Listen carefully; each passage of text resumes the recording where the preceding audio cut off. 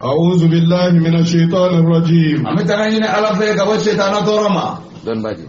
سورة إبراهيم تابع. نبي الله إبراهيم كفر سورة. على سورة نتقد نبي الله إبراهيم نينا في سورة نتقد سيدنا محمد صلى الله عليه وسلم. سورة نو تسمية سورة توقيفي. على كقول يوم الدنيا يتوب من عبادة تيمبا. دون سورة إبراهيم نبي الله إبراهيم كفر سورة. إبراهيم خليل الله عليه أعطاه الله الخلة على إبتغاء إبراهيم دما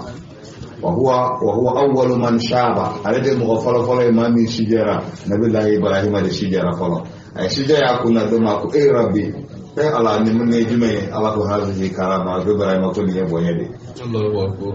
ما أفعل من بلي الله رجال الناس يحشرون كفاتا عراتا مشاتا غرلا مردا mɔgɔ bɛ wuli lahara jɔ don nin cogo in de la ko fatan senangolo oratan bɛɛ lajɛlen kanangolo musatan an bɛ sen kan ka taama gurulan maasi sirijilen tɛ murutan bonbonsi tɛ maasi la kama badana awwala khalqin nu'idu i b'a ye bange cogo min na bɛɛ lajɛlen b'o cogo la ten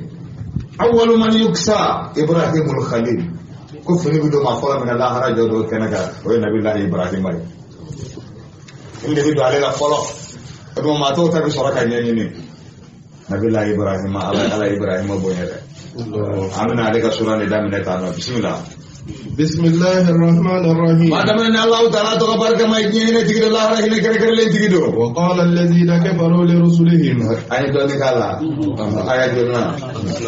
isna shara ayatan plana utma mamun fakala قالت ayatan plana mamun kafir ya rabbuna nafuka kido masa lanukhrijannakum min ardina wallahi amina ugen ka bana du goloka aw la ta'udunna fi millatina wal ma'abuna shari'ana ka bolo koralenka fa awha ilayhim rabbuhum allah wayu ka katuma lanuhlikanna zalimina ko wallahi rabbun to yana aminu do halaki wala nuskinannakum al-ardha alako wallahi min awsiki du goloka min ba'dihim nunun talen ko fe zalika liman khafa maqami wa khafa wa'id alako moge mo kay mami sirana ne ala jaraje wa khafa wa'id mami sirana wa'id ne ala ka kan arda kanye wastaftahu wa khaba kullu jabbarin anid wastaftahu ya dayla nyini ke ko ray ka ko ala ka kititi ga ani nyon to de dayla nyini Allah ala ko in tastaftihu faqad ja'akum al-fathu arloni bi na dayla nyini ke faqad ja'akum al-fathu dayla nana de ore badre do ay dayla nyini ke ko ala ka kititi ga ani nyon te awne aw min tay chen ala ka chen ba ore dayla nyini min waraihim jahannam ala ko jahannam bu nyefe al-wara bi ma'na al-amam wala qur'an farse ka fara bukano wa min waraihim ay min amamihim wara qur'an arabukano ko fe na yano ni ba tafsir ka qur'an wa min waraihim iba ko de fo wa min amamihim ko jahannam bu nyefe na so jahannam bu ko fo ta mano wa ka ba kan di ko fe mata mo ba wa min waraihim abu nyefe jahannam bu nyefe ويسقى من ماء صديد ويسقى بجانب دون لمي من ماء صديد نني جري نامين نيون ناودي جانب دون كمينيتي اخذ مكو الصديد الله اكبر مي جانب دون كمينيتي يتجرعه ولا يكاد يصيبه على يتجرعه نني جري نامين نيون نا akalamamba yatajarrahu ko janame demba furo wala yakadu yusiquhu kabita balango na sega jigible la yakadu yusiquhu ka sega ko وياتيه الموت من كل مكان otuma omana balango nona ko yatihi الموت من كل مكان sabna presenta la kabo fambere gelenfe وما هو بميت ati sade nasara bila fiyo o janama do tabitende ala ta saya ki to kan jamu ka to kan lafiya atinya ma ki to kan jamu kunema ore janama den tay sumala ya mutu fiha ore danga den kun ko ki sai tinya ma ومن ورائه عذاب غليظ ala ko la jama binum ko fe ni bele diren ko fe azabun ghalid la jaba girman ba obo nyeyeno obi dana me do ni bele diren ko fe مثل الذين كفروا بربهم ala ko mo ko misali mamun kafir ara alala أعمالهم كرماد abina ko bugurije kafir ka bara bina ko bugurije اشتدت به الريح في يوم عاصف ako bugurije aywa istad ni fiye geleman ba ni ya boli bugurije ka funu ba do abiya atitawa ne bugurije mi ni bolo la funu je la atitawa abo to la ko kafrika bara bite abaro bara mi ke atina ko foi sallallahu alaihi wasallam لا يقدرون مما كسبوا على شيء utse foi la ye bara mi ke ku ba sara soro ذلك هو الضلال ku ba sara البعيد soro la hara ko addayan ala jiru sara masai kafiri be nyuma ya min ke ala ba sara da na jena aba da maka ka garje ga foni abse ga dama ka kena dama abse ga ke shiye ka dama ala aka bani aba ta soro duniya na ma ati foi soro ayere nya la hara pati ala de jiru sara masai ne jiru do ala ba sara ko so ba ati perdi ki na kafiri ati foi soro nya la hara ذلك هو الضلال البعيد ala bode fili min yoro gaja ألم ترى أن الله خلق السماوات والأرض بالحق amma ala sandurun dugolo dani chen إن يشاء يذهبكم nay ala jabitani awi ويأتي بخلق جديد abunan dangan kurawara we min awti kile direct وما ذلك على الله بعزيز ko mangalale ala ma fiu وبرزوا لله جميعا bela jelimina tabani ala ilaha jawdun kenaka فقال الضعفاء للذين استكبروا ma la fulu min afa yara bonyana we sa korai petinu min afuga fara patron ilaha jawdun kenaka إنا كنا لكم تبعا ko patron kan kuntu ba awde ko diyan kona فهل أنتم مغنون عنا من عذاب الله من شيء nuko ambaye na awmun ya na patron abse ka donin ka wili ka bo an kan ka bo alaka la jaba ma ka an kari ka bo alaka la jaba ma doni wa قالوا لو هدانا الله لهديناكم patron ma bani ala kunyan kanda an kuma au fana kanda سواء علينا أجزينا أم ka صبرنا fela jele kilin an ma jasina an jati karawo am sabarna wal ma sabarlawo ما لنا من محيص sanga ba ta auna ka bo jahannama ma de وقال الشيطان لما قضي الأمر atmana ne shaytan ka diskuru kan to jahannama kono bela jere kallame iblisa koroba jahannama do ne jahannama kono shaytan bina diskuru min kalanga lame ko shaytan ko lama ko di al amru kuma nan ko ne bela jere kitira ka ba kuma jahannama de bela jere yi place sore jahannama kono tuma shaytan bina diskuru kala iblisa koroba ne ngala me sa ko to wedi إن الله وعدكم وعد الحق abago jinene adama dew ala ilahiru dawma chen la irula وعدتكم فأخلفتكم akone fana ilahiru dawma ngane aw fo ngonya ne aw negene وما كان لي عليكم من سلطان ako wamne ma aw mina fangana de إلا أن دعوتكم فاستجبتم لي ne aw wele doro ayne shaytana ga wele jari فلا تلوموني ولوموا أنفسكم aw kana ni jalaki bi ayaw yara kun jalaki ما أنا بمصرخكم neti aw kuloma gemba ebi وما أنتم بمصرخي aw fana tsega ne kuloma gembi ana je gara fuye إني كفرت بما أشركتموني من قبل ay ne je nyaga min kene gara aw ma fitri wale de إن الظالمين لهم عذاب أليم ako wa yara kun tonya na la jaba buye mi la jaba dimini aw no soro be jana ma kono الله أكبر ne shaytana ka diskuri Mone. janama don mu bolo ci ama kuma ka me ban an tura me min ko ke bato ile bin fa ko inni kafartu bima ashraktumuni ay ne janyo ga min gane karo ma fitir wala ala ilahi min dama ka cha ilahi de ne ilahi do ma ne on ne gade no jafa ne setan iblis ga disgure janama ko on la janama do ma fa ala kulu ti la fiya jana uruti sonfio janama ko fo ala ka iblisa duma janama den bela jelen ka blu sen du ka yala sa ko otmana ko bole ni ala ka janama den ربنا أرنا الذين أضلانا من الجن والإنس فنجعلهما تحت أقدامنا فنحن راسين جورا أنت يا أبا نحن ما كوي وأدخل الذين آمنوا وعملوا الصالحات جنات على موضوع الجنة كنا ما من دي مانيرا كبارا نمونك تجري من تحتها الأنهار كنا بقول الجنة من سنة سوكرو خالدين فيها بإذن ربهم كافو أدونا الجنة كنا نوكا بارا نمونا تكو كم بارا نمون دي أدو الجنة كنا ده أي ما شتى كي كبارا بسكي دو الجنة كنا بارا نه سبب دوراني بسم الله بابا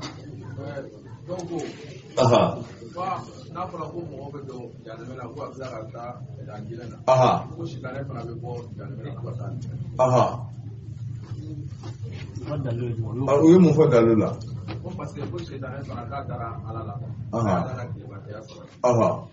a tilala ka asara filan ka fɔya kan asara filan ka fɔya kan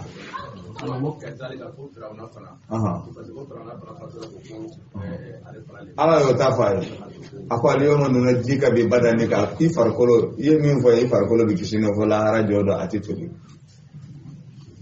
ema flanka fo nuno ema yo min fo qur'ana kona udama la ko ala iten ko kunna abuduhum li yuqarribuna ila allahi zulfa kwanda bala ala ko yichi ala ara ko de qur'ana kona wala insaltahum man khalaqahum la yaquluna allah ni yin na jonu da ba ko ala me ko tugo di kan jonu de bato an saka ala kele de bato aja'ala al-alihata ilahan wahidan kan ala kele bato inna hadha la shay'un ujab ko de ka ba ko donc ni di e flanka fa de baro barami ga barani mana bebe chen wallahi Allah yo fa ko la ina sharakta la yahbatanna amal bara foite ko jugula adama de ko jugumi te kadi kelen koron tise ka boy fana kara flanka fo yayi afamuna ne flanka fo yayi kadi mani ya chana be tu sera ka boy nonu do buga nonu fo nonu bela jele oluma se ko sirku ya yara olu da fara du ko lo ka iblisa ado ati do aljana ko afamuna firawuna olu da do nendo limania masadu sukuna et puis ulu ka wati ni saya nana ni limania ratimine otu biti mina da umna na muhammadu mandum kilin tawdi afamuna wa ala kan da sababa insha Allah تحيتهم فيها سلام الجنة دون كفولي الجنة كنا ودي سلامي على كان وياني ألم ترى كيف ضرب الله مثلا على كيما على بدالين كنتو منا كلمة طيبة مكان سنما لا إله إلا الله مكان كشجرة طيبة كابينا بجري سنما أصلها ثابت وفرعها في السماء أصلها ثابت الدلي والسواتلون دوغلو جغرو وفرعها في السماء أقول فرع بسامبولو الدلي يموري جسكو نفطر لنيتا نمني توتي أكلها كل حين بإذن لا إله إلا الله بني رفلني يا أمبارح السلامو كتوتي أكلها كل حين أقرأ الجمعة لا إله إلا الله بنا سواتلون نمني كفن بلا جلين توتي أكلها كل حين أباك يريدين دواتي بلا جلنا بإذن ربها على كجين ويضرب الله الأمثال للناس على من دلهم كسي موي مامون بي لعلهم يتذكرون ولا صاب سكا كسماني كشوكمنا ولا صاب سكا كسماني كشوكمنا يا sahabatnya dok untuk kala dola mo do ko la gola mo do ko la ilaha illallah akaya ko burunya serale kama ya fara sallallahu alaihi wasallam wala usama tabi asaba de kera asaba ne bina min ko so kera ma de min fo bi anya asaba de hadisa ko na min tay daga duguna be afara kira ko tema kay go soro la hara jodo o hami fete sara kile saba usama ta bi ta chama usama ta bi ta nita kira kale ga fasara ba kai asara kile saba na sara Allahu akbar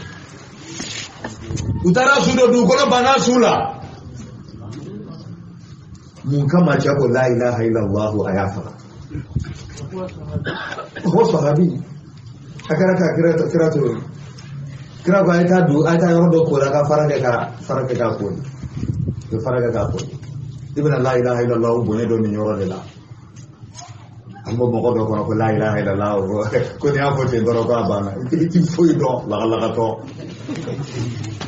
ala ko sangola bilu wala ko man fi hinna ajina na adama de na meleke kale ala bo ala kabla balance famille fe ani ki ko lo kala ilaha illallah o she kele bla famille fe ka bi jigina la ilaha illallah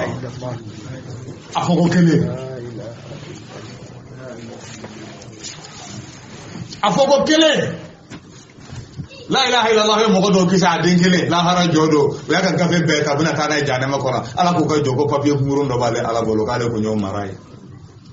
to so ngo blate no mauka hake bela jeleme bwala ka banga singa ga aljana visa bo ka dama ka baraji to bato bela ko bata ga la de ya sura sebelen ba ka la ilaha illallah Allahu akbar amma to si jate bi la ilaha illallah rako man kana akhiru kalami la ilaha illallah ne ma jate min te mana cheni kira che ko la akabi tiafa kaga islami akaka islami kafiru sabaken abulaku ayamine abafa ka faga doro ako la ilaha illallah sabaka ya bla ko ni te ninta ala kama ida ne mburu nye sura yayi ai la ke kafir ke la ilaha illallah fatala ka fara kira ki ku go bi bolo la ilaha illallah aya ko ya fara ebi mun fala hana jodo ni la ilaha illallah na na jo la hara jodo ni la ilaha illallah na na jo tewo ko akra ko chama ki ku go so da o hami fe che sara kle sama u ya su do ko lo bana su la kira ko ay ka be joro do ko ri fara san ka fara ka ko ra ka nya ka sauda sa kira khutba ya do hamidallah wa asna alayhi ay ala tanu kasana ka ala ka ala ko ta ko so be ina fa ko khutba to ga chugo mi akwada madeu ako dugukolo sona mogola mogo sula mami ni ka sana tigi Allahu akbar ay mai la mere dugukolo sona mogola ni chain ka sani mami nga ala ba ka uladi Allah ikado la ilaha illallah ti kuloni Allah wa ma la ilaha illallah duga ka kafiri yayi kafiri yayi Allah akbar mo boyle ko me ala ba ka uladi akado fe min bi nya dugukolo bi so mogo sula tenga sani mami dugukolo sona kafiri ba temeno lawo ne de islam ne de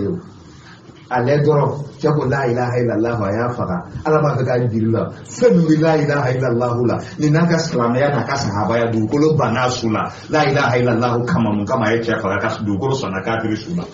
Allah la ilaha illallah ikado femi ba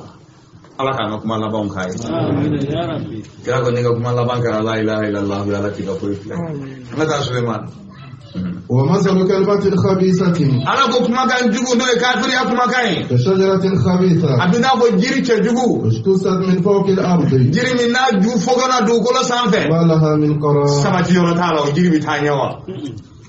يثبت الله الذين آمنوا بالقول الثابت ala be mogo sabati mamunun liman yara bil qawli sabiti ni kuma kan sabati le no de la ilaha illa allah kuma kai في الحياة الدنيا وفي الآخرة nyene ma yen kono wa fil akhirati ani barzakhu qur'ani kaburu kono la ilaha illa allah salame sato wala ba fo ni salame ka saatul ihtidar sirana ka sayawati sunyana abu yasin kala kuma ko baka saya sekaran no baya abu kala limaniya dama la harakum mun ko fara no suratu yasin kono arabi no ko de sisa ko bido haraka limaniya ka abdu ka fa kono la ilaha illallah la ilaha illallah ere do emi ere ma foi jiri de una ala kola emi sa ogoro de ti foi fo adola du fini biriga kabi ma saka ta bito adio mi lawo ema ala ko foi jiri de una ha o ti ko ide adama de ede bi terrain préparé ka la ben ka bli yere nyere ma ya kono ni ede ndo ala ko kala na ya kalanke abiseka yasin kala isa to kuna abi no yawo kaba baye baba ni nakili folla ka ferege ni tala da kore doro abi qur'an ta ka yasin kala ni tamine abaye ni mi bo don don ni mi bo no ko yalla abto ka la ilaha illallah la ilaha illallah abto ka ko fa koro iba ibi yere bi bamba to do bi amba fu sa to kore yere baye abi ka ko ga ti se ka bo keneka foka ta ni mene nge ma ke kuma yebo don mo de bo ka ma me ba ala ko nye don ga ti chen wa e ma ala ko fo jiri de una e do mana sigi ala ko kala na ko lame e sa to ka be ni na kili mi ferege u fini biri ko mo ga na bo ni yere ajo mi law ala ka la ba ni ma ala ka dam e de diga teren la be yere ala bu lu sabati ni la ilaha illa allah kuma kaye sayawati ibe hadito suratul ikhlas kul huwa allah ahad farra ibakala kani ne Allah ta'ala diga kuma kan laba la ilaha illallah atal kursi farra shekele kan ne siri ala ki do kira ka sunnal dona ne garanti do muhammadu mande ne ne mena doro ne fla Allahu akbar kul huwa allah ahad farra shekele ala ki kuma kan laba la ilaha illallah atal kursi shekele ala ki do kira ka sunnal dona barabano ako sabati buluye nyenya na mayen kono wa fil akhirati la haraj jodo fana we kaburu konnay wallahu zalimin kabi sugu do kaburu kono kaba aya do kaburu kono doro aw ya ko do Allahu akbar fa ma ko ad-dajjat Allahu akbar dali damene ne le sa dali bambali foka ka se la hara do do ma ngala ga jarata la Allahu akbar la nga ko to ko ba ko ni dali ke ba ko dali ma ko dali do mina Allahu akbar ad-dajjat kira faga sahabawi akul misla hadha fa'idu min dali nyogona abala de ka Allah ka ko Allahu akbar so dali sani flana min be ni dona kaburu kono dammatul qabri kaburu ni bisi mo ati kisi ka bo mo kaburu bisi ya fakira dora de kisi suratul mulk tabarakallazi bi yadihi al-mulk kira ka nyina ma be ka amada su be na ma suratul mulk kala Allahu afole vleni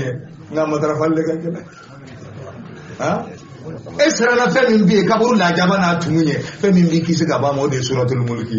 na shetana ti sofiyo kira ka nyina ma be ka mabal amabla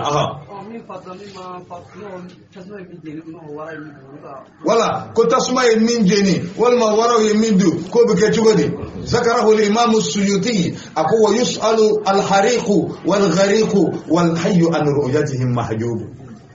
Allah wa yusalu as-salib wal ghariq wal hayy an ru'yatihi mahjub imam as-suyuti ko wa yusalu al ghariq ma min tunajila o be ninga fon fa min tamal kabur la jabawla aba bela jele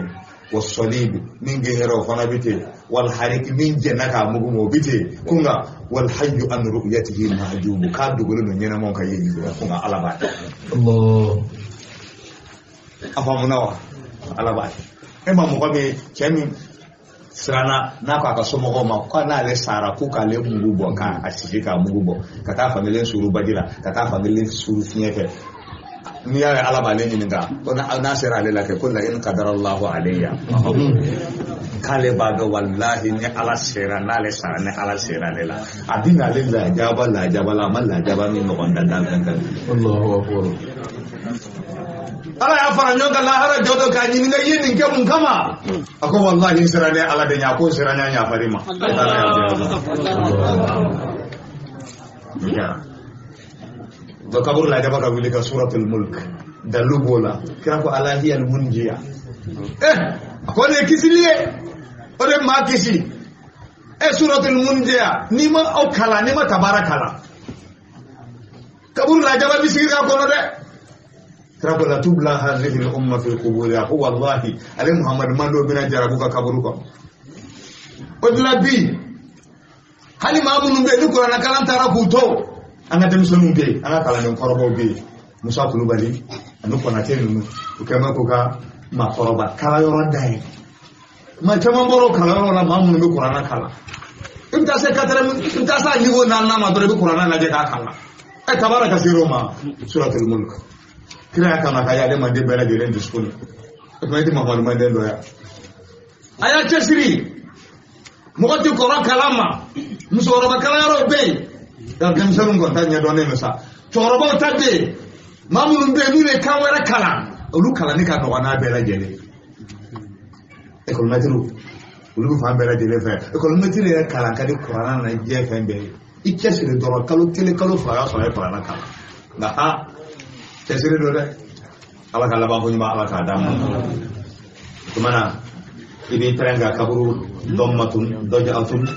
dommatul kabri kabur ka bisili bina kaburu bisili kira ko ni mo ko mi kise ka bo mala na ja saat to saat ko mi kise na kaburu ba bisi kaburu bisili hatta tazulu minhu al-hamail pasadiru mi ko fulala de ulubi tiga kaburi wa takhtalifu minha al-adla igalaga ko ulubu fonyon ko mele ko bi bisi o tahayatu de préparation de ka mingali kono parce que fenu étape ibu bodola do ibu dola ni bora dalila doro ubi do kaburu kono doro o do matul kaburu o yo damene ne iba bela jele i jena mando lawo i mugumugura wo jego yukunu wo i explosera wo ibayi ويسأل الغريق والصليب والحي عن رؤيته محجوب أنا ما تبغى كلام على تبغى كلام أتما كبر بسلم أنا بوينو أمنا سؤال الملكين ملكة فلامنا ربنا ينقلك ربنا بابا ما ربك ترى ما ربك وبيجي نقول بصيغة العموم جون لك علي إكم ورد بدوا إكم الدين جمعك والله فرا الناس يبعثون على ما ماتوا عليه إسرع منك ينو ده بكونوا ala kala wanko ni manda mata ona ko kika na ko jugu kare tadi bina samina ibi boy bita ko jugu do ke ala bi fa kasirala e kuna go ya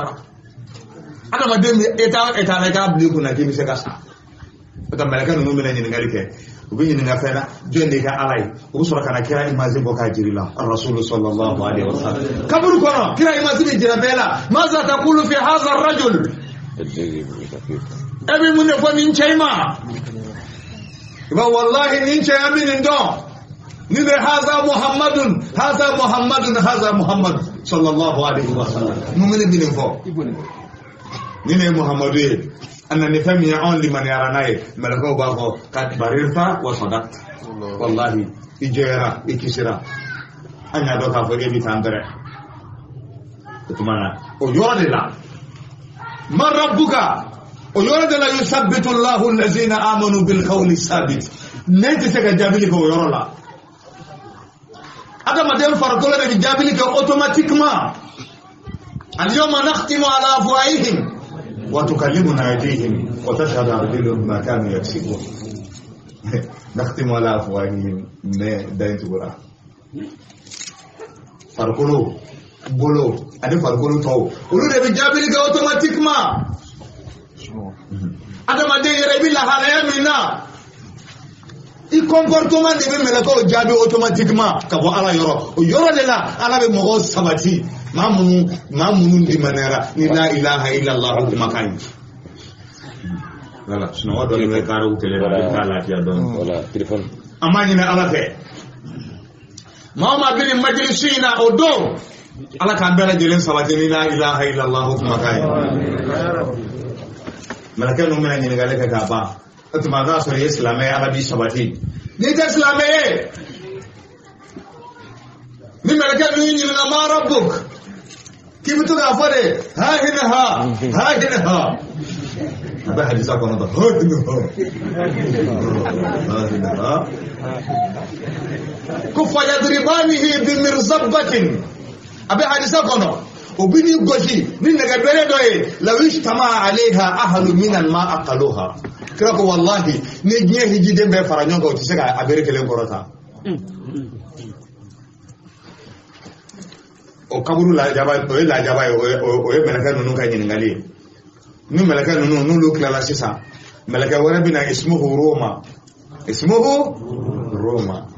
ale bina ale ba fi ko sisa ko ye bara min kai kanyana maya kono ka tai kele balubi ka tasi ka saya mati ka bela jele sebe ibani ni ko yana daba jibe min aba fo riko kamidaduk idaji o yiga daba ji حديث ضعيف ولكن يذكر علماء يحسبون في كتبهم ونذكرها للترهيب حديثين سرanya bari bala iga bigi bemin ko bigi tibolo ki soni bolo moni do iga bigi iba to ida la bisi benike comme semenike munga papier tine bolo kika kasange fara iga papier wallahi kata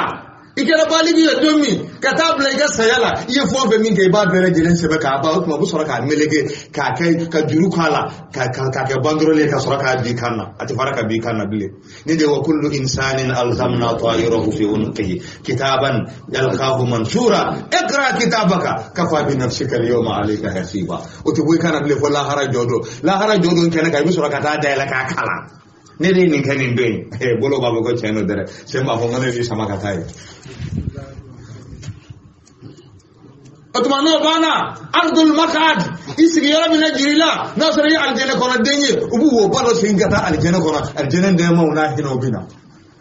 ne jane ma denye ubu wo balo singata janema kono janema toro anasi kalama anasa jugu ulubina ulubin ci yari la hara dodo che ninde be kaburu ko nande wallahi bi tama kaburu la fa fo e na lo ma de tawra fami bi a photo de client wallahi فدار للمرء كتبه هذا ولا كبر قولنا الدار دار نعيم إن عملت بما يرضي الإله فالنار كبر إنما سوري نما سوري دو ني بارك من دي هنا مساجين وإن خالفت نيو فمانيا من بي فالنار كتسمع دي هما داراني كسوفلا دو مال المال غيرهما كسوفلا ورتيو لا هرج جودو الجنة جانمه فانظر لنفسك أي الدار تختار كي رك أفلني بيسو من كران أفلانا من كدي يري أبانا كي رك كيلن تاسا أنا جني بارا من كان نوغيما قال جني دوغا بارا كان نوغيما يكو كني جانمه دوغا بارا كان نوغيما يكو كني mana min kay bitawrela malil ibadi siwal firdausi in amilu amna jigi sama yende foti joye ni jannatil firdausi de in amilu ni baraka bara fitini ndoro aba ko wasake ala repete fitini ndoro ashkuru yasira min al amal wa aghfiru al kathira min al zalal bara fitini ndoro bini alabo ika chenyeni ika tonyeni anika cheneni badei babe yafa ما للعباد سوى الفردوس إن أملوا وإن أساءوا حسرة فالرب غفار وإن أساءوا نيجو منك دوكولك حسرة كتلك النمسا كتوبي فالرب غفار على دي يافا مساي على كان جرمو يافا من ne kaburu ko ne ka do femi bi otman dali bada daminena ni aljene denye ni mi yela ka ta sanfe obita faran nin to kai ne janeme de ni mi jiga ta dugolo jogoro aljene de ni mi ta sebe sanfe ni mi yele fu sankolo la fu masa ala fe na sera masa ala fe melako bi ka wela to gola ne fulan bun fulan garsa den garsa wudu oke ni na sera masa ala fe ala ba uktubu abdi fi illiyin ayatu ko sebe illiyin na ori bu qur'ana kono kalla inna kitabal abrar wama adraka ma illiyun kono fi illiyun do de jume kitabun marqumun do sebe dal jene don to ko sebe mbaka numero la ka digi to mani to ko sebe kala so ka ko ka digi ni sugunya sa sugunya dorone do منها خلقناكم وفيها نعيدكم ومنها نخرجكم تارة أخرى قال على كلمة منها خلقناكم يدعى بابا قال وفيها نعيدكم بسيدو كلنا ومنها نخرجكم تارة أخرى بكلك يبدو كلنا قرنتم donc ni mbitanyonku besa adena de onni mbitanyonku men ni kura manana ni ko ralo mina be fika so mo ngi ngalike o jigite gabo e bora ka nega so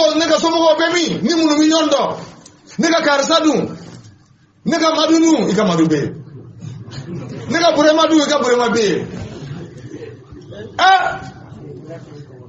abena dendo ni ngalike e ko sara lenye suru singa fa auzubillah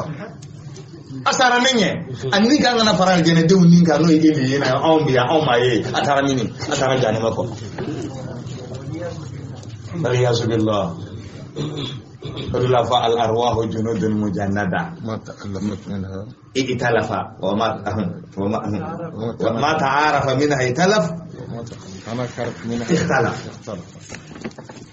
Ala inni undan domina.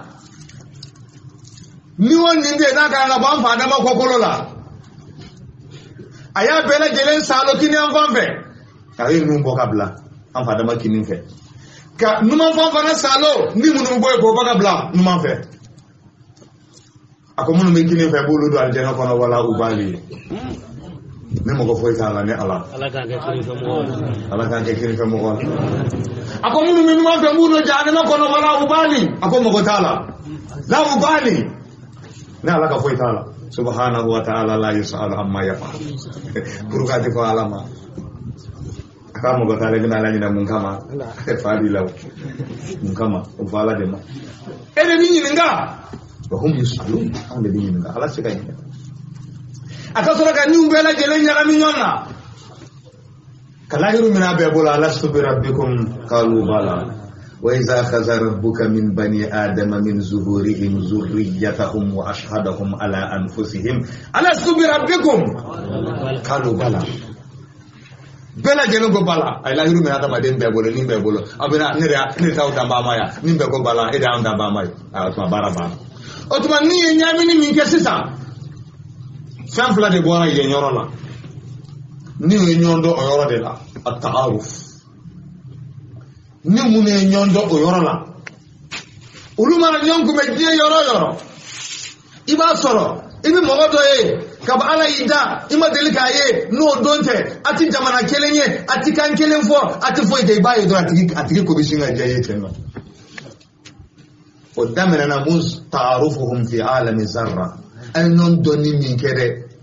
ka anto mamna ni ala ye nun fara nyonka ka nyaga min no mana ni kel ni bela jelen kara arafa de la ni munu ye nyon do ye no ulu no mi ka nyon fe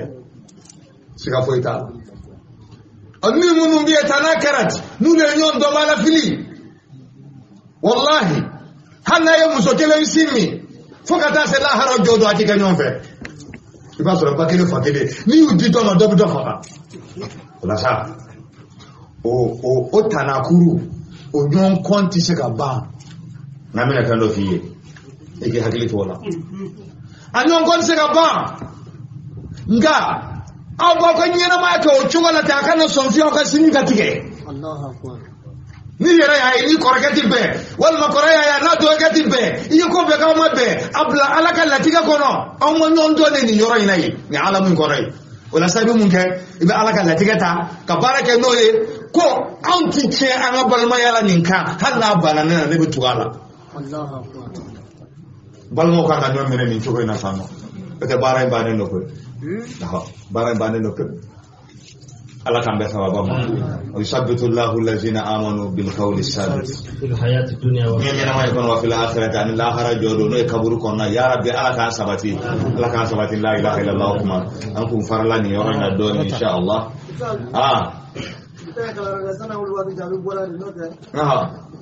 bitan shofera wallahi ya shofera ay anyane bona bi shoro insha Allah wa lillahu zalimin ala bi yakun to ay am ko bona do ni do kulu wallahu farda ko ke wa la ilaha illallah fa ni no isa to ayatul kursi to kira kan sunna don garantie la harajo do bona sallallahu ma soro suratul mulk illa ma kana la ilaha suratul mulk wa tabarai yo kala kabur la jawabillah Allah hiya al-munji akrafati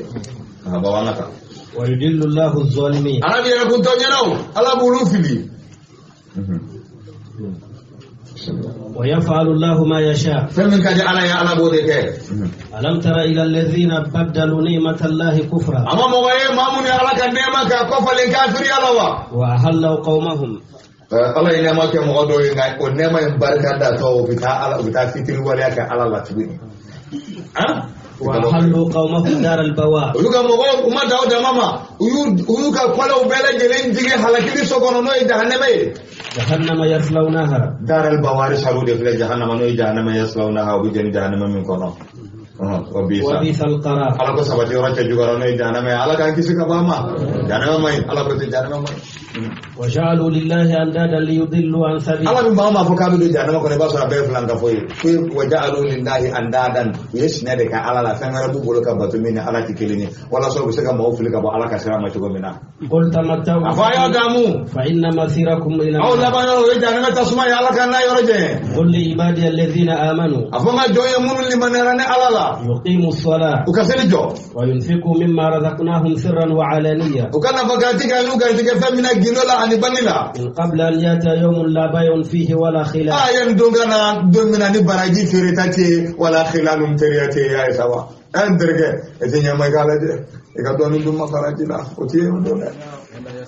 wala khilalun wala bay'un baraji firetati do wadi na folo min bi bolo karawage itikala hara pourcentage giriya nay nete karawi do adam madde salim di nim sa femina ni fem bela jeri o de saka la ina khartani ila ajalin kharib misara gabo asora ay saka nafa ala adsuka telinga femine la hara jodo ni kunye ni saraka ko ne ko mitise ka boni ma akoni hal ne ala kunya le retardé don do alo na folo mun kumale wala kum ta be di fi sabilillah kata kunda mo tara ka danke ikana manda falen flene tabo reda ka dinga الله الذي خلق السماوات والأرض ala de sangolo du golo da وأنزل من السماء ماء ay di jinga bo sangolo la فأخرج به من الثمرات رزقا لكم yirde salmam min as-samarati ka yirde salmam kulu bo dini ko ka garde ka de adama do ma وسخر لكم الفلك لتجري في البحر بأمره ala de kurunu nun ko awye litajriya fil bahri wala sawlu bul bakano jogo mina be amre hinde ala ka ya mariya وسخر لكم الأنهار ay kala ka ko nyaw ko awye tuguni sambe am jega bo kola ko didi ja tuguni afale ala de ni bela dire ko anye kala وسخر لكم الشمس والقمر دائبين akala ka kaloni kle kulu ko ga de awma daiben o lieu du fen flay subi ko dugubi je o lu dumine no foka ta se la hara jodo ma ala de fana ko ga de awma o de daiben adumine addaub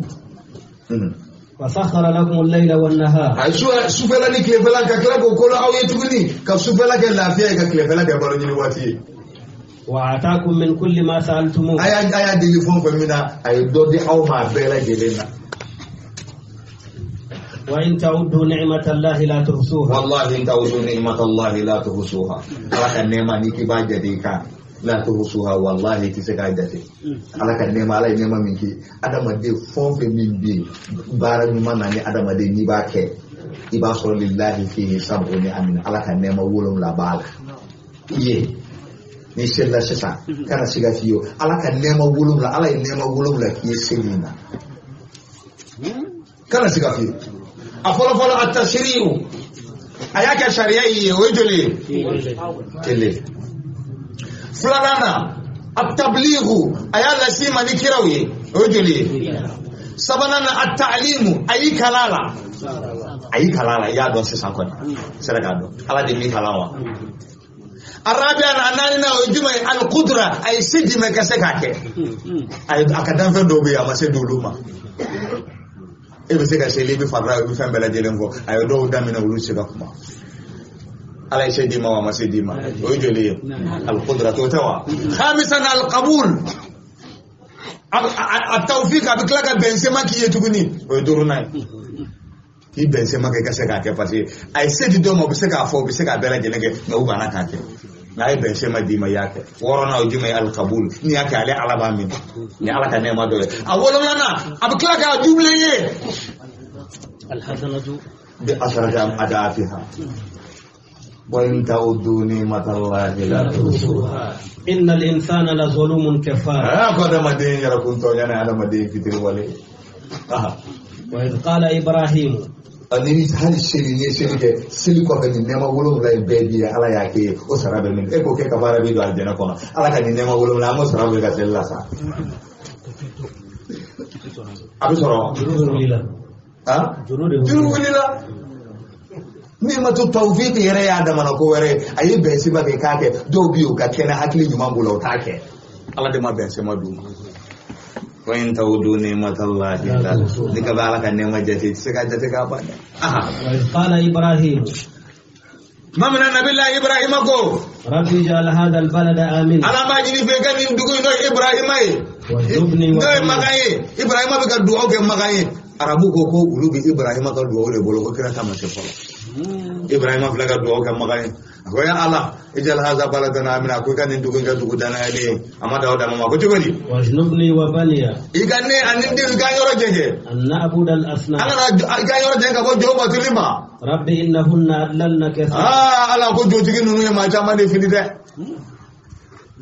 ma asna ka ko min jofa rabbi innahunna adlalna kaseeran ko ala ko junu ne ma jama fili de jojo dugu de ba ko faman tabi'ani fa innahu minni ko de ma non to na ibrahima ko ene doye wa man asani fa innaka ghafurun rahim ni man ni ne kota e ala de ya fa masai ala de hine masai ibrahim aflaka duwa kene rabbana inni askantu min zurriyyati biwadin ghayri dhi zar'in billahi ibrahim ka duwa ye amina fa garbu karamo ye barel fate garbu tiru garbu chama mi mamun bolo mamin be ni dair me ibi baloka jalima ibrahim ka duwa flen ne magane da yara bata sheikhu ya adam rahimahullah al imam ginjo ibakala fitinin sabo flancela adada karimin bi kono don saba adada maza karim we kama flan di wuro la o be ala to ma karim fo ni sire masa ibakala la musirullahi fil adat ala ga dino be adadun de ni klalo la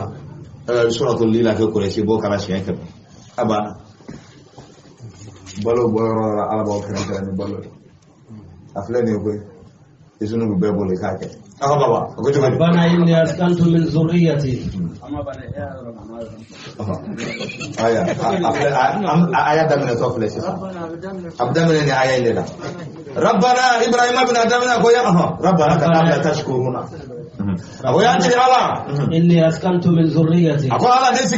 to fle ninga ko lawi biwadin ghairi zi zar'i folon min tisene ke yoray inda baytikal muharram ala kala fala so yorola rabbana li yuqimus salat ala rabbana yanti ala li yuqimus salata wala sabu sega seli jo ko mina faj'al afidatan min an-nas tahwi ilayhi ala nya ni fe ika dusuku ndo ke mogola ma dusuku mun bin nege mina kata magana wallahi kun ibrahim ko faj'al afidatan nas kan gala dilo kita maka aku da faj'al afidatan min an-nas mogodo da do bita do kita warzuquhum min ath-thamarat ala ko garde ga irde jamana la'allahum yashkurun kamara bi joni yorana la'allahum yashkuruna kama fala an biwulum la katla ka suraga dikla billi la fe Quraysh ke sien kana okay klepina ne kana kala jaban ibrahima ala da abla ga ta yorona senega yorote foi te ibrahima abu ko min mamin bi wasakiruhum bi ayamillahi ma hadri di ala ka dosu man do lam surakata anya be ibrahima na ni folon kono mudalamoro jite foi te wara be kulubi fambela jerenfe fitiri bi gase amuso sanata ajigina del fitini babolo ibrahim ismaila fitini babolo ibrahima go muso jigina ko fe ako nga diforo ko to ni fitini min fleni ako min ti koro ako ne neta to ifito Allahu akbar ala be ibrahima kata ka bisona ka muso intoy nin fola bolen kono fitini mi sako flanchela ibrahima go diforo ko fitini ba ko min ndima mi fitini mine yana nin bani wati ja ala le se masai ala kala rukan sera ne bita musuga ibrahima ibita kanin dei fitinin to nin chugo ina wara chalawa ako Allahu amaraka bi hadha ala de kinga ninkawa ako ala de koneka ika anga ninke ala de kote ko ala de kote isan fala ni do ya ala ko wallahi wa ala tan perdi ta ibrahima Allah zamzam jimi namba koi namba mi nam zamzam jimi mi ngo de kasito ni babu ka fama zimmi o de kana ma o zamzam o de ko raka bo ismaila bi tinisi enko ne ka go zamzam de ma zamzam de ma shuri balahu na mi ne hami mi ka ba gla zamzam di kra de côté est-ce que dongle dakele et rasula kata zamzam di sakika hami do ngana shirika mi wa adama de ko ni insan na so tadi mau dante kira ka kumarila akira ne afata zamzam di mashi balahu liya mini ngane mi kabo de ke zamzam ba so rabina mana ni kono teno a original wo saudi ala direct abia abite akere yoro yere bi ma abudo mbi no wala no bon on gonda me mi ma so ko de la woti min nan anda mo de la bene ga dana barani de wala sesa barani ni ma mi sera ka so ka na na ma ju sera la bi jaye mo ko ka sa zamzam bi ma shuri balaru nyame ko sala ala ka be sa wa rabbana innaka ta'lamu ma nukhfi wa ma nu'lin ibrahim bi ka do ke halibi ko rabbana yanti ga allah innaka ta'lam ya ala de bado ma nukhfi amuka min kilo wa ma nu'lina amuka min bangi ala de bado wala yakhfa ala allahi min shay'in fil ardi wa fis samawati ala sangolon du golola alhamdulillah alladhi wahaba li ala al-kibri isma'il ala al-kibri isma'il wa ishaq ay bana babu ka doge akom bi ala tanu masami yene son korole Musabi segin kan son dena Ismaila ya so Ismaila la ani jume ayin so Ishaqa la inna rabbi la sami'u du'a ala de du'a ujabi bayi de ala de du'a u membai rabbi ij'alni muqima as-salati wa min dhurriyyati aba ala ikane ke mo ay mami miseli jo wa min zurriyati ka kole bonna minu miseli fana jo rabbana wa taqabbal du'a ayan tiga ala janga du'a u minade rabbana ighfir li wa liwalidayya ako ala ka ya fane mani bagi ba fla walil mu'minina yawma yaqumul hisab walil mu'minina kira ko ya ni mami ko ala ka ya fi mani bagi ba ani mu'mini bela jele ko mu'minu fo ba mi du ko ka ka ko mi saraka da bela jele ma Allahu akbar mu'mini bi du ko ka ti ma miliyar bo nga foto ala ya fane marabbi firli wali walidayya walil mu'minina iyo mi fo shekele mu'minu fo ba mi du ko ka ko mi saraka bo bela jele nada made hakili to ni sila ka fo era ko je kira ma min jiran rabbi ighfirli wa li walidayya wa lil mu'minin kaya fa ne mani bangi ba fla ani mu'minu ni fogo kile o wa ko kile man kan bo ka be ni ma duwa ka mu'mini be la jele ni duwa ka mu'mini be la jele ko mi saraka bo mu'mini be aha walil mu'minina yawma yaqumul hisab walil mu'minina ani mu'minu yawma yaqumul hisab don minani hisab fense do la hara jodo ni ko bita fense wa alaikum salam bismillah be abawayni ha rab kosabe tasniyatan anga sunna do nyata ibrahima ko magado kadu ala ba amaka ka ala de wala ko ibrahima ka do maka bangi ba do la illa al mau'idatin wa'adahu iyyahu la idu kan do hakila faimina ka islamai falamma tabayyana lahu ma min abangina ka fa faintina ka islamai tabarra min ayyara barika ba qur'ana ko ala kan da sababam wala tahsabanna allaha ghafilan amma ya'malu adh-dhalimun wala tahsabanna allaha mukhlifa wa'dihi rusulahu qur'ana kadite wala tahsabanna allaha ghafilan kikana ala miri ko nyina masado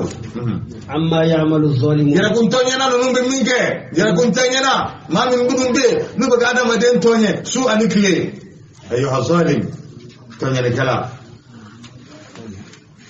dawi ma alaiha bi shukri ilahi fa innal ilaha sari'un yaqab ibe ga adama don tonye su anikle ala dun ga hadisul qudusi la ko inni haramtu zulma ala nafsi wala tadhalamu kone tonye ne haramya ne ala yaraka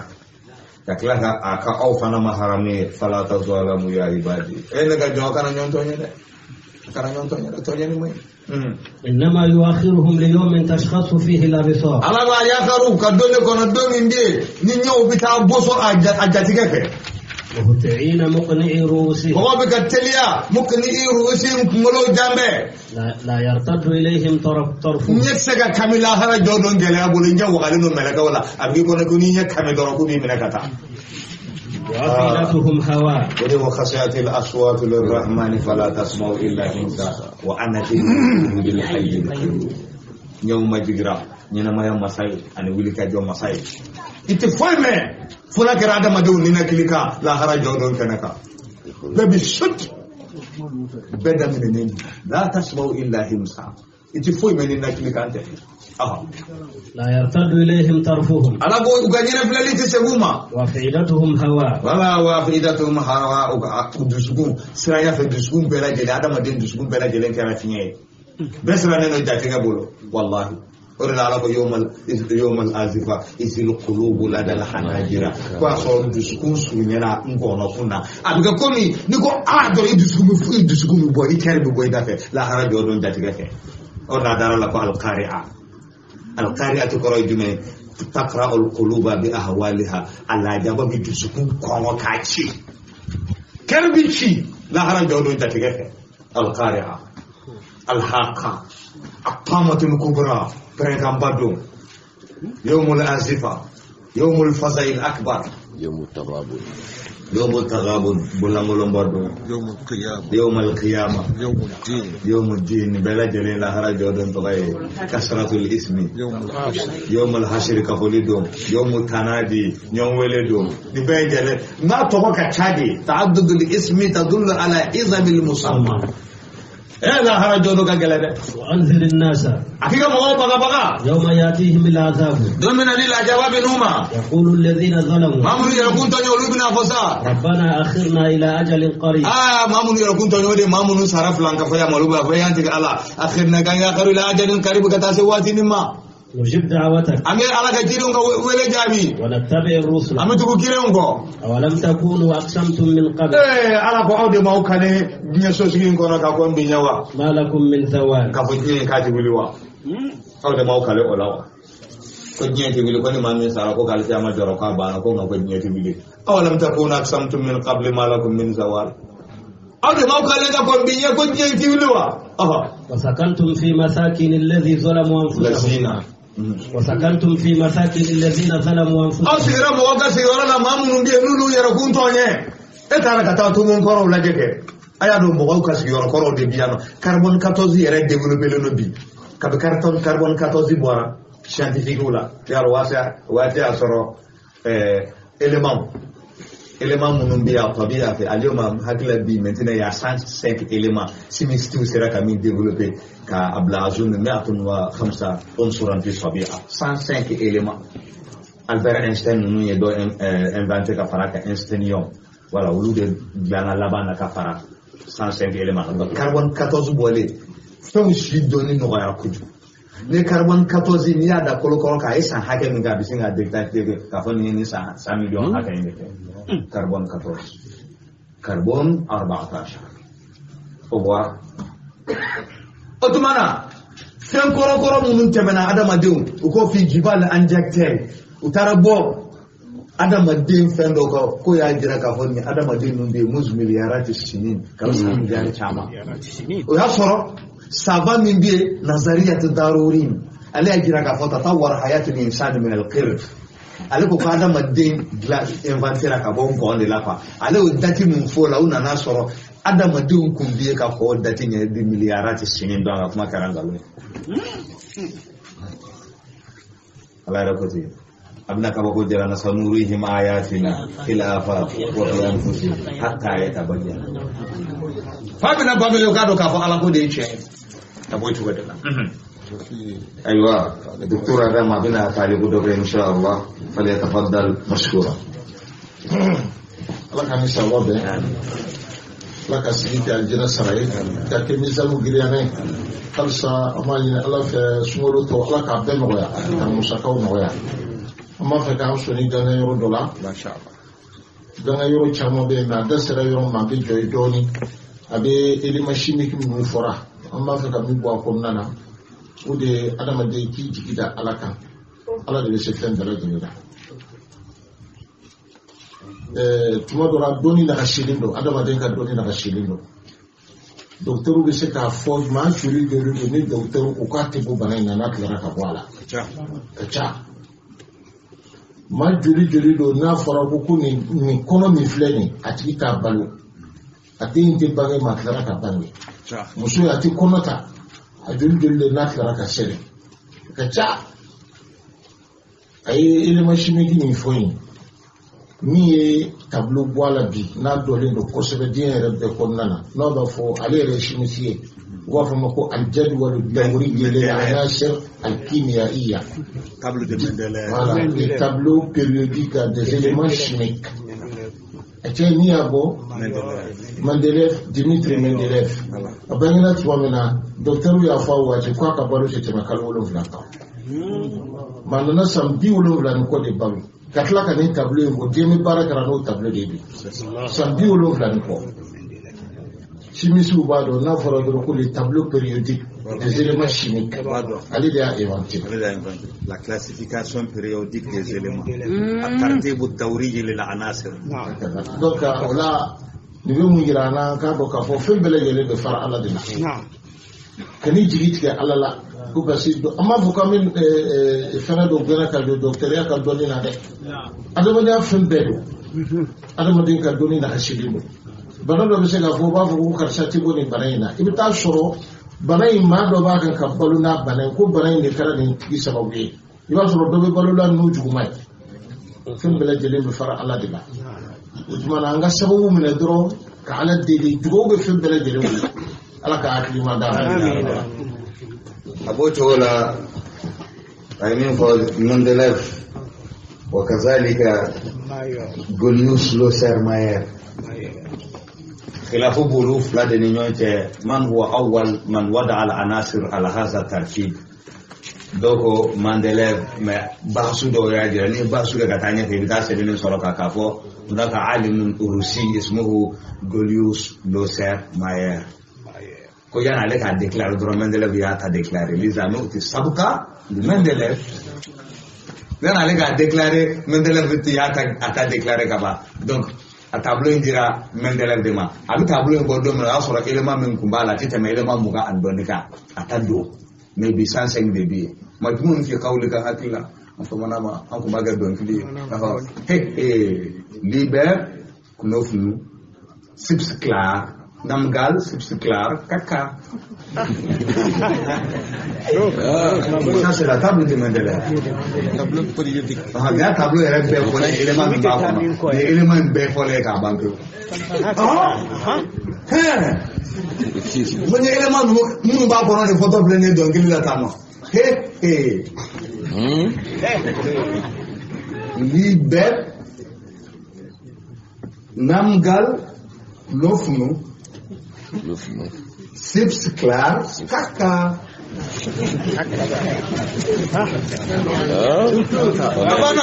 Caca, quel potassium et quel calcium. وسكنتم في مساكن الذين ظلموا الهيدروجين والهيليوم. الهيدروجين والهيليوم. نمجل هذا النيتروجين. MG هذا المغنيسيوم. البنية هذا الليثيوم. كمين كما يرى ملكنا يعني. هكذا وهلوم جرا وسكنتم في مساكن الذين ظلموا الجبريل ما شاء الله ايوه الله يبارك وسكنتم في مساكن الذين ظلموا انفسهم وتبين لكم كيف فعلنا به وضربنا لكم الامثال وقد مكروا مكرهم وعند الله مكرهم وإن كان مكرهم لا تزول منه وإن كان مكرهم لتزول منه الجبال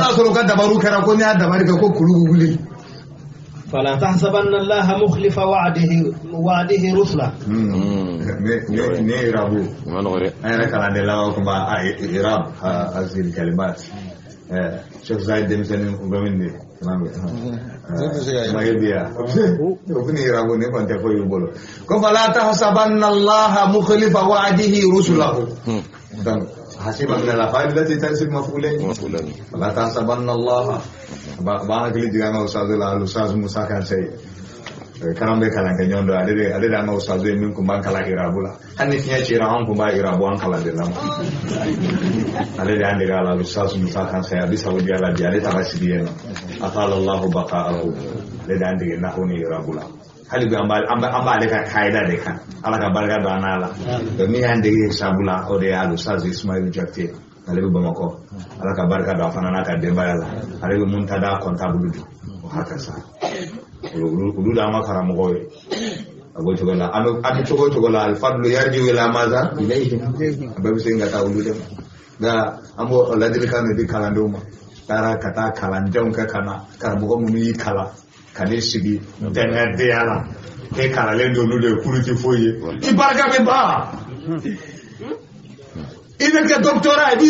mu nyangiru kulufo ala bi soraka baraka bi da Bayera sisa abo halu saluko mufemu mfanye klasi kono anya bala filido kumbolo na barkanga kalanje na sisa nera ta ustazu da defoye ye kalande chama baraka bane atigide ayira baraka ba wallahi udulo ya baraka ba wani baraka bani na kalande ya riga ta jago ga kalango kon dabla sa jago tinyi soro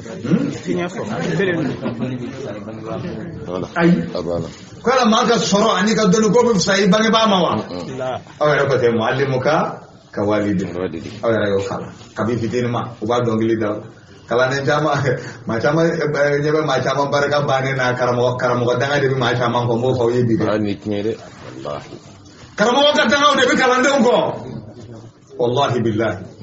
ana Sheikh Baba Ibrahim al-Camerouni ya bi Niger. ale de silsila dama ila rasul sallallahu alaihi wasallam. ne ka sanadu tugulen do kira ta la ne. ne Sheikh de o kɛ i bɛ hadisa minɛ ne yɛrɛ ma da la fo kira la an bɛɛ ye ɲɔgɔn ye. anw de bɛ se k'o ijaza d'i ma o b'anw de bolo anw de bɛ se k'a d'i ma k'i ka sanadu tugu kira la ne b'o cɛw la. ana Sheikh de Adam a bɛ balo la bi Niger Baba Ibrahim al-Camerouni. a delila ka kangari dɔ ka dalen dɔ fɔ an ye a don ne ko kalandenw ma nka a y'a kɔlɔsi dɛ. n'i ye kuma fɔtɔ mɛn dɔrɔn lil kalami maana wa maghza wa marma kuma bɛ fɔ kun dɔ de kama. karamɔgɔ dɔ de bɛ yen a ye kalanden 3 kalan k'u kalan fo k'u kɛ dɔnnibaaw ye u kalanlen kɔfɛ k'a baw nana se ka karamɔgɔ ka dɔnni na. ko c'est karamɔgɔ ko ni karamɔgɔ k'a ka kuma cayara dɛ. a kuma ka ca. est ce que an t'a kɔrɔbɔ k'a lajɛ yanni an ka taa an kana kɛ dɔnni fu b'an bolo ten. k'an b'a kɛ cogo di. k'a ye hadisa minnu d'a ma an b'a sanadu yɛlɛmɛ. an bɛ nin matinu bila nin sanadu la ka nin sanadu bila nin matinu na an bɛ taa nɔfɛ an b'a bɛɛ ɲagami k'a d'a ma. n'a sera k'a walima o b'a jira k'a fɔ ko ala la hakika n'a ma se k'a walima o b'a jira k'a fɔ an ka ko banna. talbis. taara karamɔgɔkɛ fɛ u y'a ɲagami cogo cogo a y'a bɛɛ lajɛlen walima a ko n b'aw kalan don min m'aw kalan ta. ne y'a f'i ye tan nin sanadu in bɔ yen o ye nin ta ye nin matinu ye nin ta ye. i y'a ɲagami cogo cogo a y'a bɛɛ lajɛlen ɲɛnabɔ k'a segin a kɔrɔlen na. a ko kalan na ko mun y'aw sɔrɔ tan usazu ko hibzu kɔni k'a kɛra nin cogo in na tan koyi. a ko n'a sɔrɔ ka hibzu de ɲagamina an b'a ɲini ala fɛ yarabi ala k'aw ka hibzu segin a nɔ kɔrɔ la. a ko nka n'a sɔrɔ o tɛ.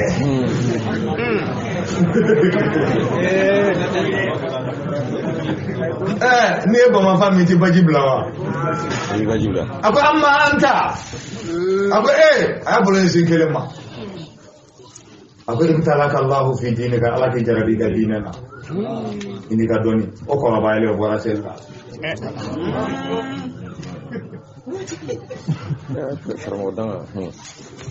a ko kelen ma la nafaka Allahu bi ilmika.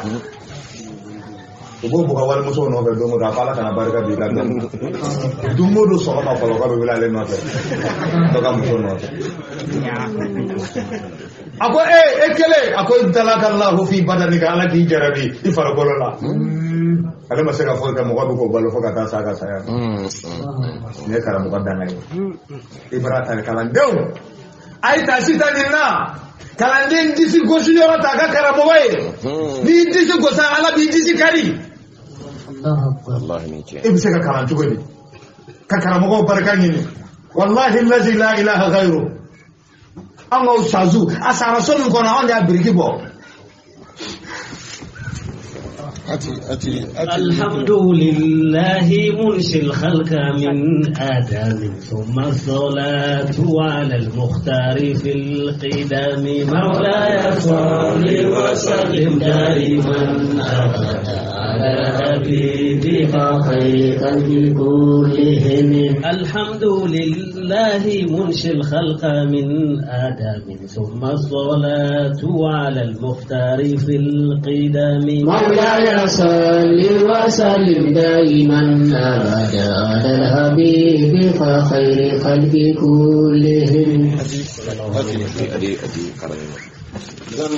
an bɛ jɔya an b'a sɔnni ka kɛ dɔɔnin a ye min fɔ nin ye 10 ye san o san an bɛ taa ni ka se kɛ nin ladili kelen kan.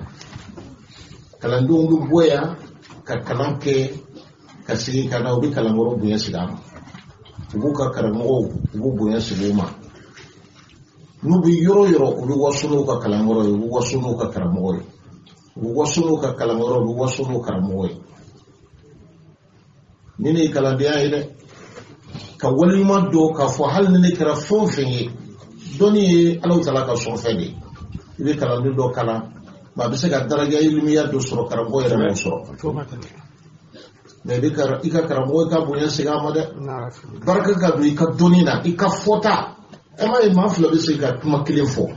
mais mɔgɔw bɛ wasani karisa ye ka tɛmɛ karisa kan dɔwɛrɛ tɛ o de y'a barika yɔrɔ ye maa fila bɛ kandali kɛ mais maa bɛ kanda sɔrɔ dɔ ka kuma na ka tɛmɛ dɔ ta kan karamɔgɔ dɔ yɛrɛ i bɛ se ka don kilasi kɔnɔ i bɛ darisu fɔ i b'a ye kalandenw bɛ sunɔgɔ o ye barika bɔtɔ de ye ka kow la ka taa dɔ bɛ sɔrɔ cogo e ka darisu o de kan ka kɛ mɔgɔw kunuyɔrɔ ye o de ka wala o kan ka kɛ maaw suma waati de e yɛrɛ ye dɔnni min sɔrɔ dɛ yaasa i yɛrɛ ka décourager n'a ye karamɔgɔkɛ filɛ na a bɛ kuma na karamɔgɔ ka dɔrɔn f'a kasira mais e de y'i karamɔgɔ k'i fa de ye i t'a jira o i sigira kana minnu sɔrɔ i bɛ na fɔ olu de ma sa halisa aw bɛ nin de ka yan halisa aw bɛ nin de ka nin n'a kuma kɔrɔ bɛ ɲɔgɔn na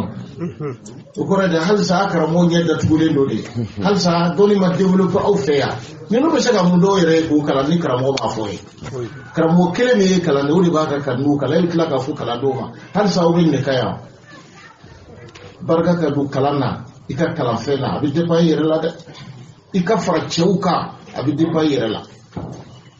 n'o tɛ baasi tɛ o ala bɛ se ka kalanden sɔn fɛn na a ma karamɔgɔ yɛrɛ sɔn a la mais i ka karamɔgɔ min ye kalan dɛ imam shafi n ye kalan kɛ maliki fɛ mais ninnu filɛ hali ni karamɔgɔ b'a kalan a bɛ na fɛn min yɛrɛ yɛlɛma ta ka taa ta dɛ a bɛ hakili to a la a man kan ka na karamɔgɔ tɔɔrɔ a man kan kuma tɛ k'a fɔ a bɛ dala sɔsɔli dɔ kɛ n'a karamɔgɔ ye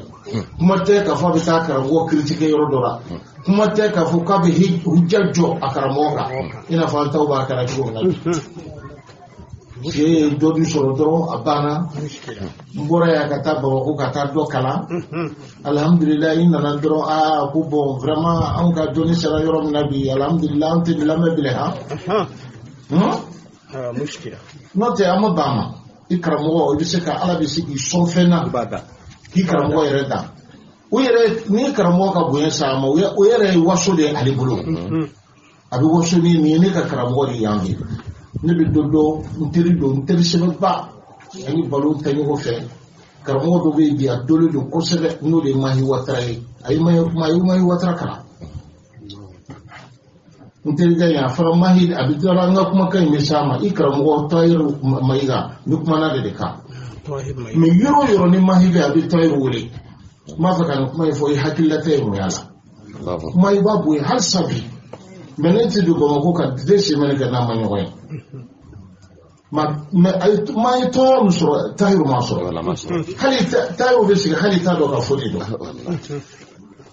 mɔgɔ t'a yɛrɛ k'a fɔ Tahiru ye danganiya karamɔgɔ fɛ dɛ bɛɛ n'i garisɛgɛ bɛɛ n'i sɔn fɛn don tuma kalandenw a ka hakili to yɔrɔ la kosɛbɛ nin de b'i fara cɛw kan nin de b'a kɛ i ka kuma fana ala bɛ barika don a la ala ka hakilima d'a ma o tuma na usadi dugawu ka karamɔgɔ kan ɲɛji bɔra karamɔgɔ minnu kama sisan an karamɔgɔ bɛɛ bɛ yen an bɛ dugawu k'a ye ne yɛrɛ karamɔgɔ Ustaz Jire Idris Jire ala y'a kɛ kalifa minɛ a la o san na k'an to tafsir la ne taara sanga fo kana yɛrɛ a b'a bɛɛ lajɛlen b'a seereya a fana fatura k'a sɔrɔ layiru b'a ni ɲɔgɔn cɛ donc ale fana ka Ustaz Demba Sise Mopti an bɛ dugawu k'a ye Amadu yɛrɛ fana ka Ustaz Tangara an bɛ dugawu k'a ye Dr Ibrahim Tangara an bɛ dugawu k'a ye ayiwa Alhaja Dr Omar Watara a ka karamɔgɔ kɛ Shaka Jalo an bɛ dugawu k'a ye a n'o ɲɔgɔnna karamɔgɔ ninnu bɛ yen n'olu de kɛra sababu ye ka diinɛ yɛrɛ tu tigɛ n'an sigilen don olu ka lɔhɔrɔma na a ma kan ka tɛmɛ ni yɔrɔ in na fo an ka dugawu k'a ye ala ka hinɛ u bɛɛ lajɛlen na u ye min to an bolo ala kana bɔ an bolo ala kana jɛn an bolo kuma tɛ a ka bɔ kalandenw a ka hakili to nin kuma na hali ni bi tafsiru danna nin dɔrɔn ma karamɔgɔ bonya ni min karamɔgɔ bonya ala b'a bonya ko mais an bɛ sira de dir'i ma min bɛ se k'i kanda don dɔ la n'o tɛ i bɛ min k'i karamɔgɔ ye intérêt bɛ sigi i yɛrɛ de ma dɛ an m'a fɔ k'i ka taa nasɔngɔ di karamɔgɔ ma mais walima dɔ k'a fɔ n bɛ yɔrɔ min na bi n karamɔgɔ de ye n se ɲa yɔrɔ in na hali ka da k'a wele a Ustaz a ka dugawu k'an ye dɛ ne bɛ bonya nin yɔrɔ in na bi aw ka cɛsiri don u bɛ karamɔgɔ bɔ ala ka hakilima d'a ma k'an to nin yɔrɔ in na an ka kalandenw bɛɛ bɛ ne ye layiru ta ye kabini sunkalo tile fɔlɔ yanni an ka sigi kɛnɛ kan k'ale ye majlisu kalanden k'a bɛ taa dɔɔni ɲini de la Gambi don o don a bɛ ne wele ne ko a ma n'ala sɔnna bi kɔni an tɛ ɲinɛ i kɔ an ka dugawu k'a ye ala k'a sɔn dɔɔni na an bɛɛ bɛ dɔɔni ɲini de la ala k'an sɔn dɔɔni na fama na karamɔgɔ bonya ala ka hakilima d'a ma ala ka hakilima d'a ma insha Allah. Amadu k'a bɛ dɔ fɔ ka Assalamu alaikum wa rahmatullahi wa barakatuh. Wa alaikum salam. Sazu ye fonaje mi fonni awa ga ko kala no de kam. Wallahi. Ayi robe ya kire alere an faso. O ga ko fori wo ga ta kitala. Modo bi. Wo mi an na faso. Wo mi trawo bunya. Aya ga trawo bunya. Ayi na fa bi sorala. Jawara min sorala ka buya min sorala ka dawla min sorala awale de bala ko darsu de di kala do man awa ala ka bala de nafa ni makan na amin awa an wa karamo fana ibrahim tanara abi sumayra ma bi amala de ala ka daga do kai ala ka ya fa ka ko no maglu de ma ko ala ka hino bala de no ka kala ni korba do awa akisirala ina afana de kumino fo akuma fo ko nga ko je yogol masoro ko ala kay Sofelu. ala kan na jado ni je yogol masoro li ko ala ga bezima do di adamade akala furuyoy akala siriyoy akala karamgoy wa haluma jarani ko nga je yogol ma wanje yoni ya soroga beri kar mo ma ba ko de kay ka tama beri ni o abi na baswa nun de si adama de ma mala deli ala ka beri ni na fa na je ko mo ala karbo ala usali ni fo beri ni ko ni ba karbo dunya ala ni wo wa ti ko de ma ti sa ko ma amo ti do ma insha Allah jazakumullah amin amin وصل.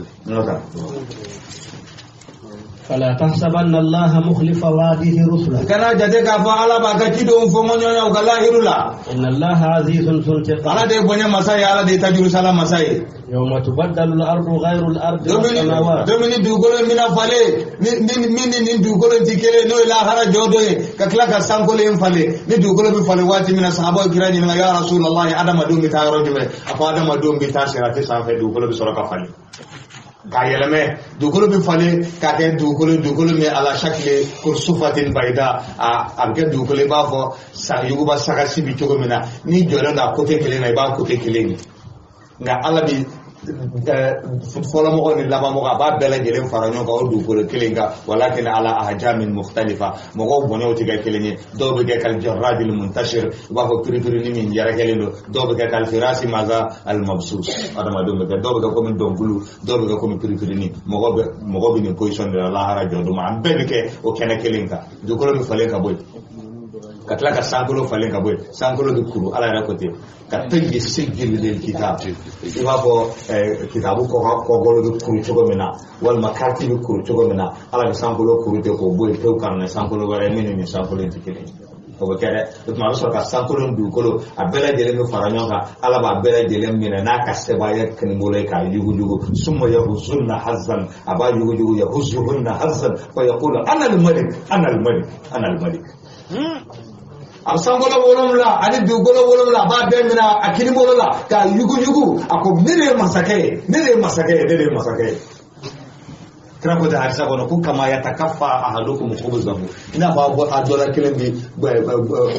mo bin no ni chogo mina bolo de ka bi sankolo dugolo bela jele mina anakini bolo ka no ka masala ya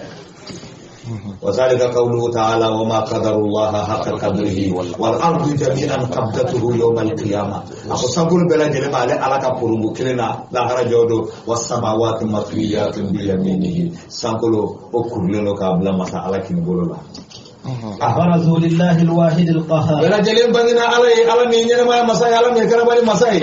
المجرمين يومئذ ايونا Allah me masakilini alede karabali masai ibna ko jukela we do mukarranina fil asfadi udambe nyonka fereke ula fa kulli insanin wa qarinuhu min ash-shaytan mo kele dika shaytan wo fereke nyonna pa dika shaytan le fereke nyonna la hara jodo abnati no keneka سرابيلهم من قطران ala ko fini mi janame do na min kitran o ye gidro o ye denyeji kalama finde kala glale ta ke fini o de do janame do kala وتخشى وجوههم النار halu tu do ka bonyana tarsha wuje tasuma de bugu be janame de nyara la bi tasuma de bugu ne itanye kse kwa tasuma fe يجزي الله كل نفس ما كسبت ala bin kele be sara awal sala kan kele be sara yemin bara إن الله سريع ala الحساب ne jate keliman tigi هذا بلاغ للناس kun ye waju kan la selde mo ye ولينذروا به wala sa mo be se ka baga na e chugo mina وليعلموا أنما هو إله واحد mo ka dala ka bo ala e makele ni وليذكروا أولي الألباب hakili tigi ulu ka ko sumani ke aminata suratul maza suratul hijri amata hijri no samuda ka ko folo min kono o folo ne to ko hijri donc munasaba min bi o folo one mi sura min daga munasaba min bu nyanje docteur adam karambe alemna anya fanyana fali tafaddal mashkura Maka ni sawabe. Antara surah minasa surah Ibrahim. Alaka ke antara kirim kasih dondora Jafar ya surah Ibrahim ya mera kumma minke kata surah ke chola. Kata siblau surah konana. Ayo Quran surah minna da surah Ibrahim ka udi surah Hijri. Munasabah mabbe surah Ibrahim laba adi surah Hijri daboni ngoche. Amena du surah minabi ko fulu surah no de suratul hijr surah mi do jigira kira kamaka a aya bi be aya bi konoton ali konoton karamo kumana gona sabab mi be surah laban yoche no de Ibrahim ye ali hijr o dabo oni yoche amuna sabab folo ni surah flabele jelimbe kuma qur'ana dika adabola surah Ibrahim akmana qur'ana ka adabola suratul hijr afana qur'ana do qur'ana ka adabola alif lam ra tilka ayatul kitab wa qur'anin mubin ya dukmana qur'ana dika surah tawani fana kumana qur'ana ka bona sabawara bo ni yoche udi surah tamale akmana kafuruka ukanyama ma laba alkiyamadu bina nata yasa uruseka bitugo mina salama yakulu konnana ima yusura tamanina ala bukmana kafiru ko bafu tuwali rabbana akhirna ila ajalin qarib nujib da'awataka wa nattabi'i rusula uyu wanafana bi suratu hijr konnana kafiri abina nata lajali wati sila ama ala ni biseka do farashika hal nakara sanani kumurni nasika do dina konnana o min fora suratu ibrahim na kuju wana fana bi suratu hijr la o ba kumbo ni mufla ka tu nyona o yi munasaba fulana munasaba sabana ni sura fulana bele jeli kumana sangolo wolonvla ani do ko wolonvla da tugoka ala o nyefo tugo na ibrahim na o bi tu tugo kilina fana suratu hijr konnana munasaba nani na o di ni sura fulana bele jeli talike nabillahi ibrahim ka kisala Ibrahim ka kisa bora ayre tokora sura konnana hijru la fana ala bina kuma kay ka wala hijru konnana o ba kumbo hijru ka tu suratu Ibrahim na nindi munasabu ye donbo ye mifo na ba kumbo hijru ka tu Ibrahim na ala ka ni sarwa bismillah تنزيلا نفس الشيء هكذا الترتيب والتنزيلا ان شاء الله ممتاز تلاميذ بدأوا يتفقهون هكذا سورة الهجر ninye hijiru ko fa sura nye no samuda kaw ko mi folo min kono no hijiri samuda kaw aha بسم الله الرحمن الرحيم ما دمنا الله تعالى تبارك ما يجي هنا تقول لا هنا كره لين تقول ألف لام را الله اعلم بمراده بذلك تلك من سوره من فلاني تلك آيات الكتاب ne kitabun aya ude وقرآن مبين ani qur'ana min bi na bangine no be ربما يود الذين الذين كفروا لو كانوا مسلمين الله اكبر كافر ساتو دون من ala ba fo shafaatu bela gele manake ka ba surnaldo manake ka ba karamago dole bo bi surnaldo ke waliju bi surnaldo ke nabi mo bi surnaldo ke